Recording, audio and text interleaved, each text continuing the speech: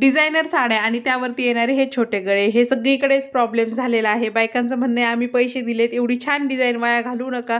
आम्हाला छोटा गळा नको आहे, गळा तर मोठाच हवा आहे. तुम्ही कसंही ॲडजस्ट करा. तर त्यावेळेस आपण आपलं डोकं वापरायचं आणि काहीतरी त्यांना नवीन करून द्यायचं. असेच व्हिडिओ पाहायचे असतील तर चॅनलला लाईक, शेअर आणि सबस्क्राईब करून ठेवायला पाहिजे. नवीन नवीन व्हिडिओ मी नेहमीच टाकत असते. ॲज इट इज कापडावरती, प्लेन कापडावरती पाठीमागचा भाग पूर्ण तयार करून घेतला. फक्त पायपिंग वगैरे केलेले नाही आहे. त्यानंतर आहे हा पॅच साईडनं अर्धा इंच कापड ठेवून आधी तो कट करून घेतला. साईडचं कापड जे होतं तर ते मी एक टिप मारून तिथं व्यवस्थित असं हे करून घेतलं, दुमडून घेतलं आणि पॅच आहे असा फक्त तिथं हे करून घेतला होता, टिप मारून अटॅच करून घेतला. पिना वगैरे व्यवस्थित लावून अटॅच केला होता, जेणेकरून तो हलणार नाही. आता इथं खूप जास्त स्टोन होते, त्यामुळं मला शिवताना थोडा वेळ गेला. कारण की आपण हळूहळू शिवलेला आहे, स्टोनवरती सुया खुडतात.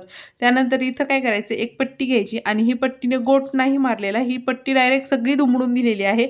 म्हणजे गळा फक्त दुमडून घेतलेला आहे. त्यानंतर समोसा लेस घेतली आहे.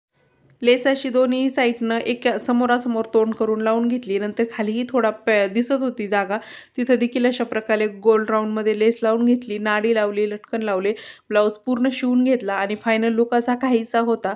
तर तुम्हाला देखील असेच नवनवीन व्हिडिओ पाहायचे असतील हे डिझायनर ब्लाऊजांचे, तर आपल्या चॅनलला लाईक, शेअर आणि सबस्क्राईब करून ठेवा. खूप सगळे व्हिडिओ बनवले.